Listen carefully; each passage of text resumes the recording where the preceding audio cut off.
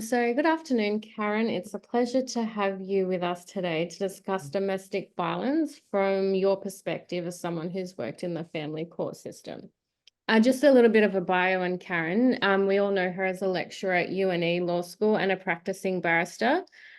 She previously worked as a primary school principal and a teacher and has a strong interest in children's law issues and is passionate about raising awareness on family violence. Karen's knowledge and expertise in this area are so incredibly valued, and I'm eager to hear her thoughts today about how we best can combat domestic violence. So we have a few questions here for you today. Thanks, Evelyn. How has the definition of family violence evolved to include coercive control? And what steps has the government taken to address this form of abuse and provide support for victims in the legal system? Yep, okay. The concept of coercive control is relatively new across Australian jurisdictions. We're probably talking about definitely the last 3 years. It's come into being in legislation as something that is part of the whole concept of family violence. So it is a relatively new concept in terms of the legislation. Not all that new in terms of case law, for example, but as we know, a lot of the legislation is picking up on the case law and reflecting it in the black letter law in any event, in the form of the legislation. So, yeah, relatively new. And I notice the Family Law Act has made its amendments, and it actually deals with coercive control, and also the Crimes Acts, and particularly I'm referring to New South Wales Crimes Act, which at the end of 2022 also included a definition of coercive control within that act. And similarly, both of them, so the Crimes Act definition, which is actually represented in the Crimes, Domestic and Personal Violence Act, New South Wales of 2007, when you compare the definition in that act with the definition of family violence in the Family Law Act, they're pretty similar. So by definition, what we're talking about is any violent, threatening, or any other behaviour that can coerce and control. So it's not just the physical violence, it's looking at the mental and psychological and emotional aspects as well. So the actual definition in the Family Law Act says that family violence means violent, threatening, or other behaviour by a person that coerces or controls a member of the person's family and or causes that family member to be fearful. That's an important definition that is different to, say, the Crimes Act, because it's done to a family member by a family member for the purposes of the Family Law Act. The Family Law Act also gives us some examples of what this violent, threatening, or other behaviour might be. It could be an assault, which of course could be physical or verbal. It could be a sexual assault or any other sexually abusive behaviour. It could be something like stalking, intimidation of a person, and we know that's also reflected in, say, the crimes scene with apprehended domestic violence orders and things like that. It can be not just a one-off derogatory taunt of someone, but repeated derogatory taunts of another person. It can be intentionally, and there we've got the mens rea, intentionally damaging or destroying property.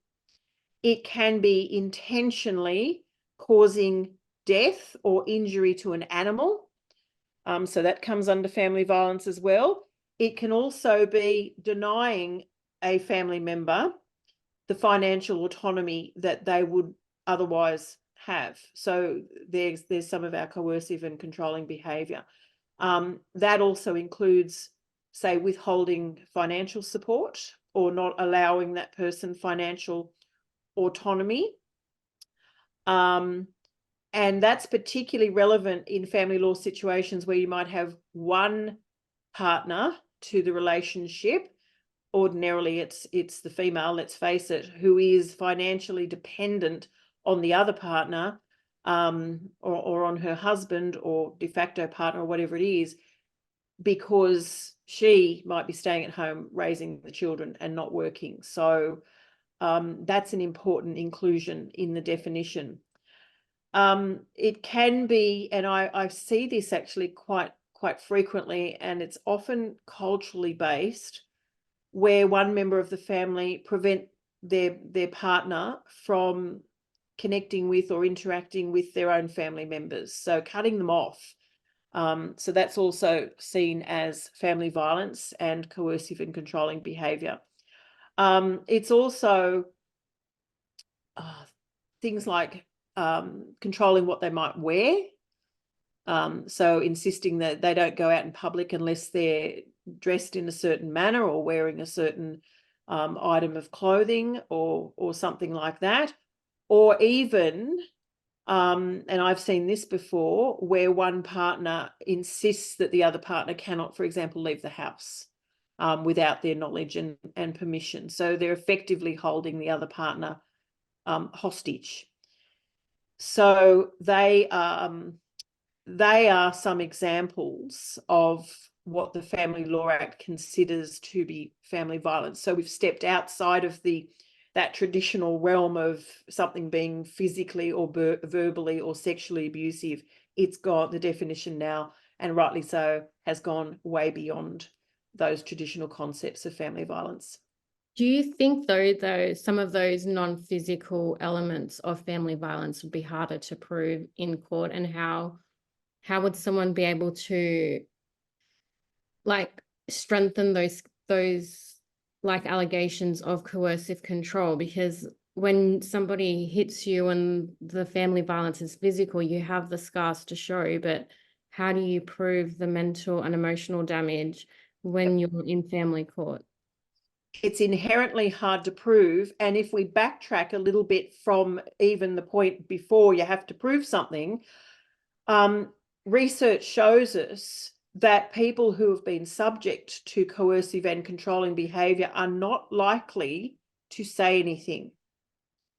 So they're not likely to come out there because their personality is not one that is going to put their hand up and say, oh, this is what's happened to me. It's just this horrible cycle.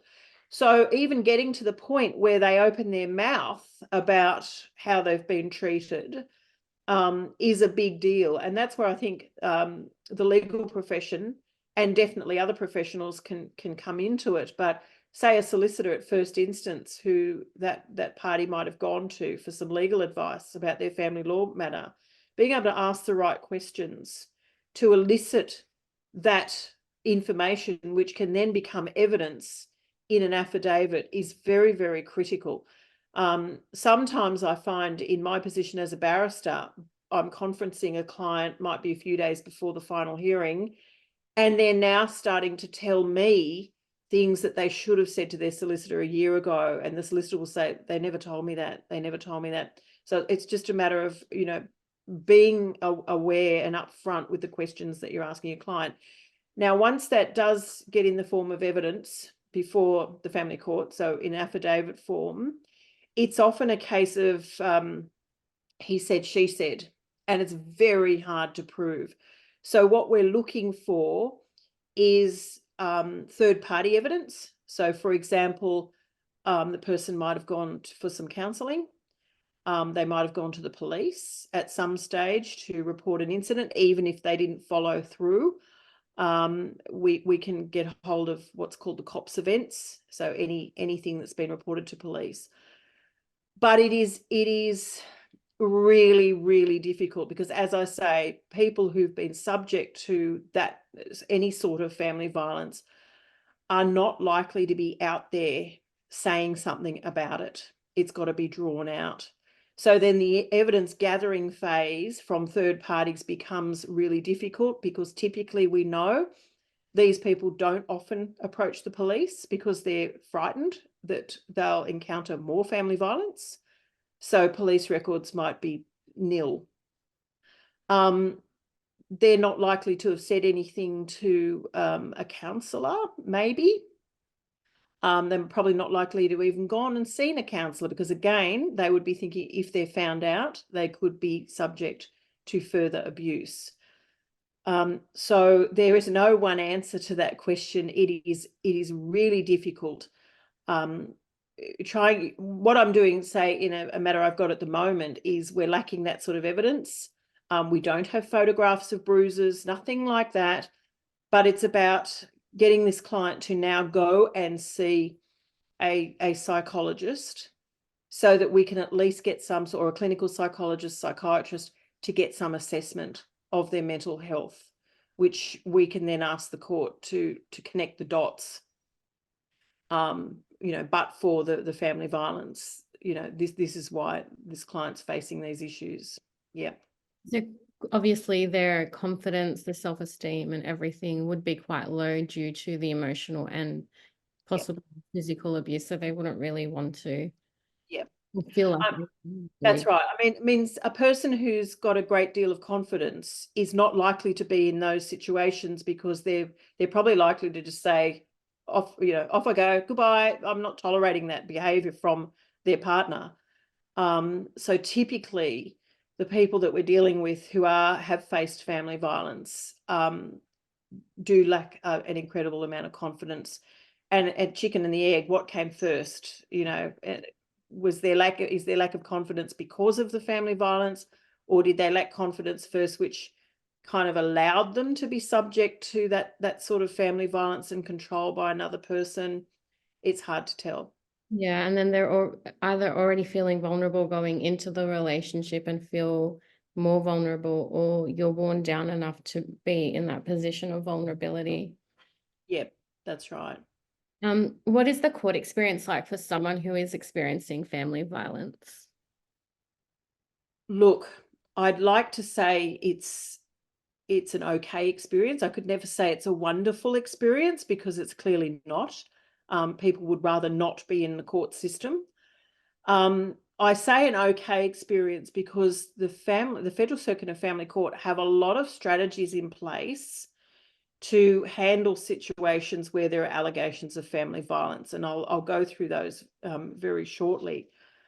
But there's the other side of the coin, and that is you get into that courtroom and you get into a final hearing, a trial, and you're in the witness box and you are being cross-examined by the perpetrator's barrister about every detail of the family violence. That is just a horrendous experience. It's almost, the research would say, it's almost like a secondary violence. It's like round 2 of the violence, having to face that. That is a very difficult experience. But let's go back to where I say the court system does its best, I think, with its resources to try and assist people where there are allegations of family violence. So if we have a look at just the filing process, so every person who files in the Federal Circuit and Family Court must file and I'm talking about parenting proceedings, must file a notice of family violence or risk. And in that notice, they might tick all the no boxes. No allegations of family violence, and that's fine. But they still have to go through the process because that is the only way that the court can then be notified that there might be issues of family violence, when those boxes in that form that has to be filed might be ticked yes. And then the court can work out procedurally what they're going to do with the matter. So, for example, if there are allegations of sexual abuse, it will be channeled off into a special list. Allegations of family violence, but not sexual, channeled off into another specialist list within the court. There's also a lot of court support that's available in these cases. So, for example, we have, I guess they're counsellors or welfare officers that are working in the court precinct. that clients can have access to at any particular time. So those counsellors can come and intervene. I had a case a couple of weeks ago where my client, the wife, in property proceedings, was being cross-examined in detail about her allegations of family violence, one of which I might add, the husband had entered a plea of guilty for a serious assault, and was still on a community corrections order in relation to that. But as you can imagine, the cross-examination was intense, and she was holding up quite well until suddenly she lost it. She really went to pieces in that witness box and couldn't get any words out. And I had to stand up and ask the judge for a break. We were able to get the FAS caseworker who was at the court, who spent about half an hour outside of court, in the privacy of a conference room, of course, speaking with my client and just trying to ground her and get her psychologically and emotionally back ready to face the cross-examination again. That's not our ideal system. To put someone through a secondary form of abuse like that is, to me, wrong, but I don't have any better options. So yeah, the court does offer these services, but it's a tough gig for someone who has faced that sort of family violence. There's also procedures which the legal profession need to be able to enact when a matter is before court. For example, notifying security. Security can then arrange for the person to have a separate entrance into the court building, so they don't have to come in the common entrance where they might encounter a perpetrator of family violence, their former partner. They can implement what's called a safety plan, and there are rooms allocated in each court building, locked rooms that for example, a victim of family violence to be able to sit in with their lawyers through the day, so that they can at least feel physically protected as much as possible by the court system. So that's the safety plan, a safe room in the court, a separate entrance provision, and there's even provision for the court to be able to allow a victim of family violence to attend electronically, so they don't actually have to physically face a perpetrator. These are all really important things, in my mind, for the legal profession to keep in mind when they're dealing with a client who has gone through these traumatic experiences. Being able to go to court electronically would help so many victims, wouldn't it? Just to feel safer and more protected. Yep, it certainly does. Yeah, there's other mechanisms the court can invoke, such as in similar to criminal proceedings, where the person is giving evidence in another room by video link. So they're in the court building, but they might not be actually in that room, in the courtroom for their evidence, and it's they've got every right, like in a criminal matter, to have a support person there with them in the courtroom. The FAS caseworkers that I was mentioning, they do way more than just intervene in the example I gave while, throughout that witness's cross-examination. They're also, they'll take on board a case. They'll be able to provide information and assistance that goes beyond a courtroom, like not legal advice, but they can give help with Centrelink applications. They can help with police reports. They can help seek psychological services, make notifications to the Department of Communities and Justice. So their role extends beyond that of just assisting on the day of the court hearing. So that's an initiative of the court as well. That's pretty cool that they have those services available to help victims as well, so they feel more supported and less isolated through the process. Absolutely. And I cannot highlight enough, it's the role and the important role of the legal profession in knowing of all these services to be able to get the ball rolling, so to speak, when you've got a client dealing with these issues. And how does family violence affect an outcome in proceedings in the Federal Circuit and Family Court? Does it impact parenting orders, property settlements? What sort of outcome would someone who is battling a matter in the courts and there are allegations of family violence? Yeah. Okay. I'm going to talk about family violence as between the adults, the parents, because if family violence is found to have been perpetrated on children, and that's a big aspect, it may be that the perpetrator does not have orders to see the children at all. So it can cut relationships.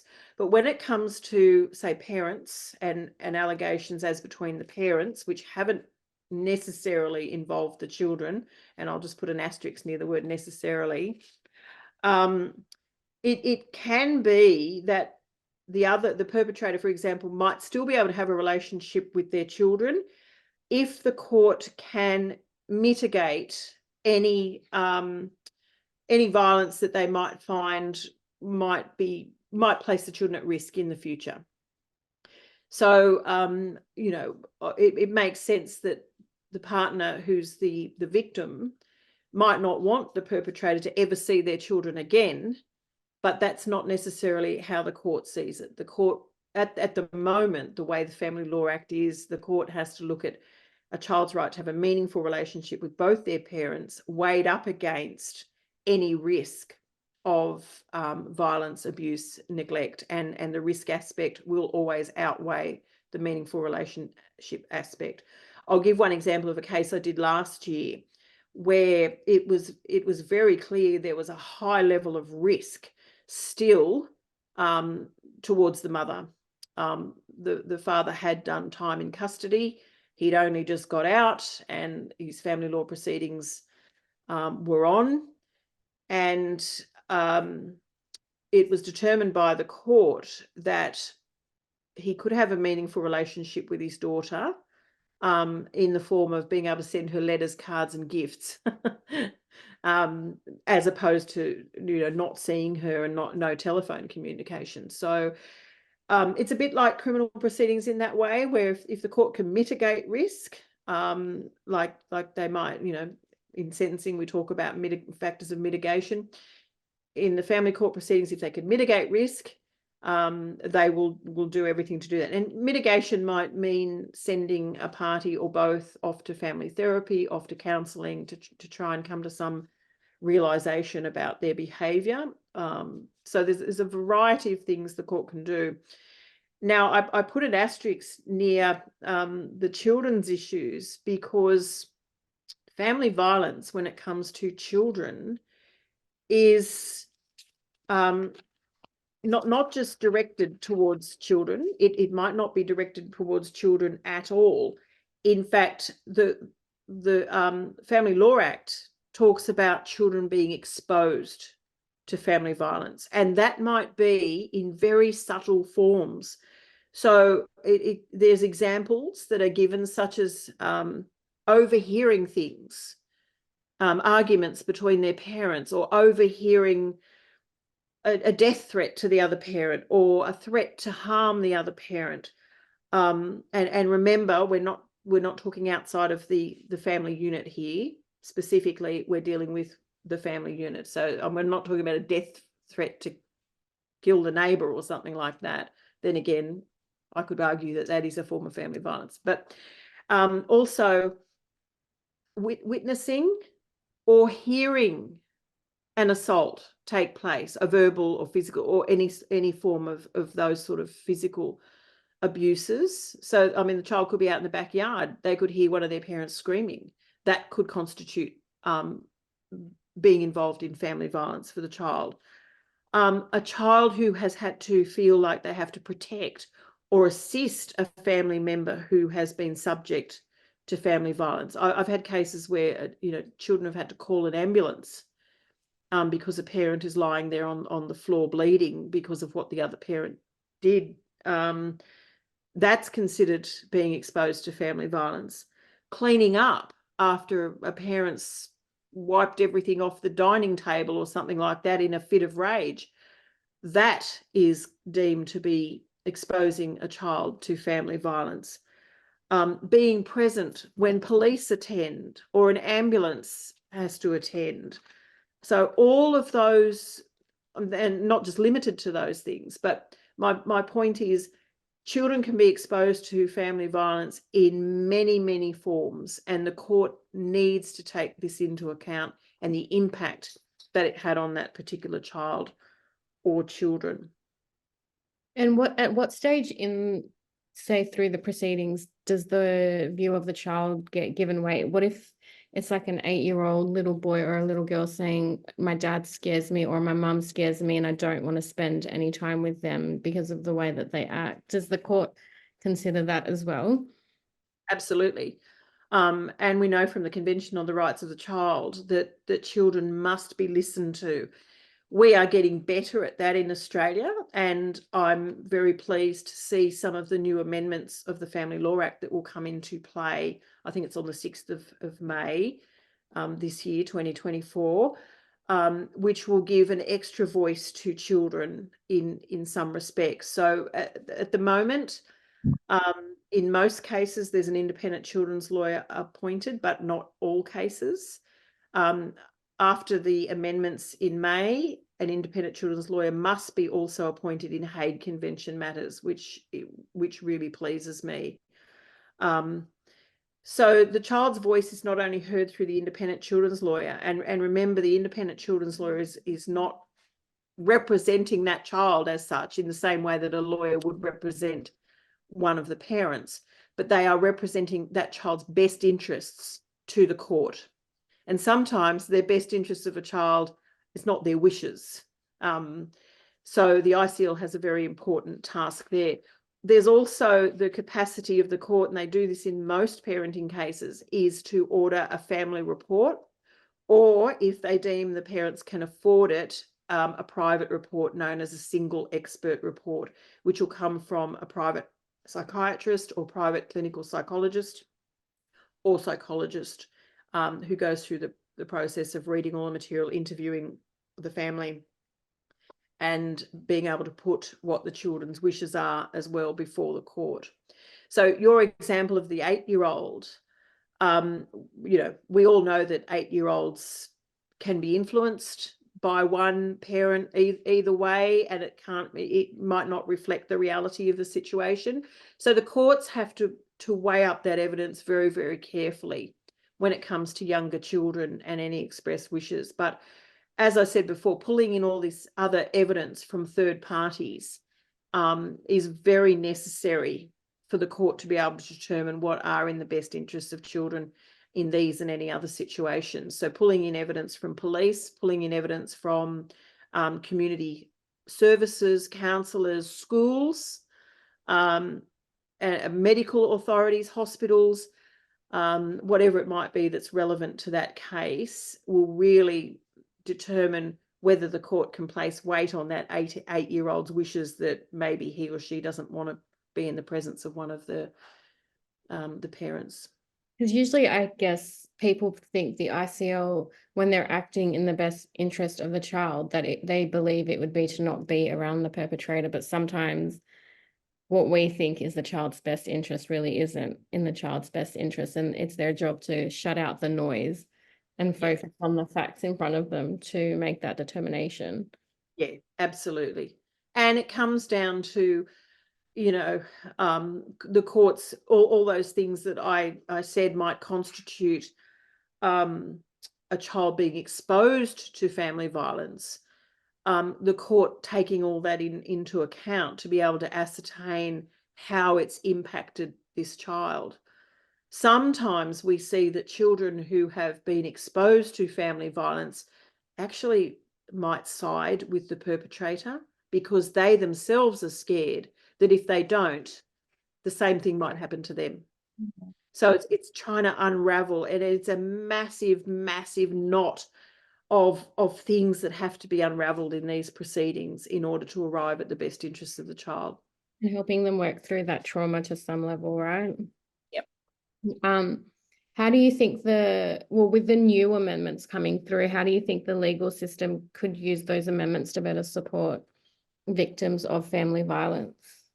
Yep, I'm really, really fascinated to see after the amendments come in on the 6th of May, how perhaps over the next 12 or 24 months, the courts, for example, interpret the new requirement for parental responsibility.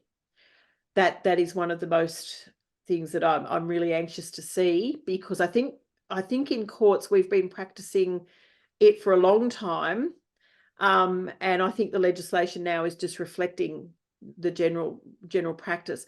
I'll be more specific. The current way the Family Law Act is worded requires that parents have equal shared parental responsibility. That is the default position, unless that can be rebutted. Now, the rebuttal is, for example, if there are incidents of family violence, that can rebut the equal shared parental responsibility. But my experience is it's very hard to rebut that presumption of equal shared parental responsibility. Yet we've had cases where there might not be so much family violence as such, but parents just can't communicate with each other without verbally abusing one another, and it's a two-way street. And being able to argue that in those circumstances, the presumption of equal shared parental responsibility should be rebutted has been increasingly easier, becoming easier, say, over the last 10 years. 10 years ago, it wasn't, you couldn't rebut it just on the fact that parents couldn't communicate. But now you can, and I think the legislative amendments will assist in being able to really prioritise the best interests of a child in terms of who's going to make their decisions going forward in their life. And yeah, so I think getting rid of that presumption is going to really help when it comes to people who've dealt with family violence situations. Does that, I know for me, when I first started learning about the family law system, when I read about the equal shared parental responsibility, I assumed that it was an automatic default 50-50, but it's much deeper than that, right? It's like paying for school fees, paying for all major responsibilities that are associated with raising a child, not just care. Yeah, it's the major decisions that people make or parents make in children's lives that are ordinarily made together. So, for example, what school are we going to send the children to? Ordinarily, parents must agree on that. But in separated situations, that becomes an issue of contention, particularly where, you know, parents have, that one has moved away out of the location and things like that.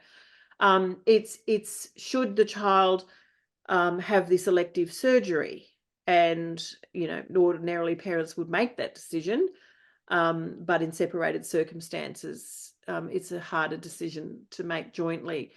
You know, significant issues that face children, so not just the day-to-day issues about, you know, what are they going to dress in or what are they going to have for breakfast, that in fact the new amendments will make it clear that they are to be, those minor decisions or less important decisions are to be made by the parent that has the responsibility at that time for the child. So yeah, the big decisions, and I if I could predict, I could probably say my prediction will be the court will grant more orders for sole parental responsibility now that that presumption won't be there anymore. And is that more in circumstances where there are allegations or proven family violence situations as well? Absolutely. It'll be much easier to get over the line in terms of arguing that a parent have sole parental responsibility. That's my prediction. Yeah, it'll be an interesting few years when just watching as a student as well, the common law changes being. That's right. Yeah, watching the case law unravel and in statutory interpretation in this regard. So for victims who can't afford legal representation, which due to a lot of financial control, they end up self-representing, what obstacles do they encounter in the courtroom or leading up to legal proceedings? Yeah, access to justice is a huge issue, and I think as lawyers we ought to keep it in mind, and we ought to, says me on my pedestal, we ought to have a component of our practice that does work with legal aid matters or do pro bono matters for community justice centres and things like that. So I think as lawyers, we really owe it to the profession to ensure that all people, no matter how deep their pockets are or how shallow their pockets are in many circumstances, that there are practitioners out there who are willing to take on this work. And I'm not saying take it on 100% of the time, because obviously you got to earn a living, but be willing to take on matters that are important and, you know, do them pro bono or for a reduced charge. The other formal systems obviously in place are the legal aid systems across all states and territories. But their threshold is quite high for a person to be able to qualify for legal aid. There's also litigation funding that could be available. So it's not ideal, again, access to justice, but I think there are mechanisms. If lawyers know those mechanisms and they can advise clients that come to them, that would help the situation. I think the worst thing we want in these circumstances is to, because of shallow pockets, have someone forced into representing themselves in their proceedings. Of course, we've got the I think it came in about 2018, the 102NA provision of the Family Law Act, which actually requires a person where there are allegations of family violence, under Section 102NA, the court can make an order that they are legally represented, and that stops, for example, a perpetrator of family violence cross-examining directly the victim, even though when they do it through a barrister, it could be just as traumatic as I've described previously. But that came in, and that was a good thing that came in to also assist with victims of family violence in the family court system. So based on your experiences, what do you see in family violence situations that the legal system could make easier or change for victims? Yeah, I would really like to see perhaps a change in court process and court expectations. I mean, the default position is everyone will turn up to court and run their hearing and be cross-examined. I really think that we could perhaps utilize more electronic appearances, audiovisual appearances in these circumstances. Yeah, I think our traditional adversarial method is not the best. And I'm not just talking about the family law system. I'm also talking about the criminal justice system as well. But perhaps the criminal justice system's got a little bit more of a handle on these situations. For example, witnesses or victims in that system can do a pre-record of their evidence. So of their evidence in chief and the cross-examination. So there's not that immediate pressure. And I know as a defence barrister, I've got some points against this as well, but there's not that immediate pressure for the victim to have to perform in front of a jury. And they can have a support person. They can also have the support dog system that a lot of courts have instigated in the criminal sphere, to assist in that whole evidence giving process. Maybe the family court system could adopt similar things as default provisions, such as pre-records of evidence and things like that. Anyway, we've got the adversarial system, and that's how it is, and I can't see that changing. But even though I've said we've got some useful things in that family court system already, and I've mentioned the support worker, the FAS workers, and all the things that they can do, and the options for the court, I think more implementation of that to probably stop the situation, I gave the example a couple of weeks ago where my witness ended up in awful like tears and upset. Anyway, that's an idea. Yep. How do you advocate in your role for clients who have to go into court, can't access access being in court electronically, and they have to front their abuser with all that trauma that they would have had leading up to being in court, and they're already really anxious? How do you advocate for them and support them? Yep. This is where our role as lawyers almost crosses the boundary into becoming a counsellor and being able to build them up prior to the court event. Being able to empower them is really important, and being able to make them feel that, you know, they're going to have their say, you know, and being upfront with how difficult that's going to be, you know, when you're facing cross-examination, for example. Just trying to empower them, not to sort of cave in, or, you know, I mean, obviously you can't tell them what to say and what evidence to say in the witness box, but making them feel that they now can call the shots. This is their show, they're in court, they're the star, and this is their opportunity to tell the judge what happened. So yeah, there's a lot of psychological aspects to what we do as lawyers. Yeah. That's one of them. Is there anything else you'd like to add before we finish up? I don't think so. I think you've covered everything really well in your questions and the current state of play.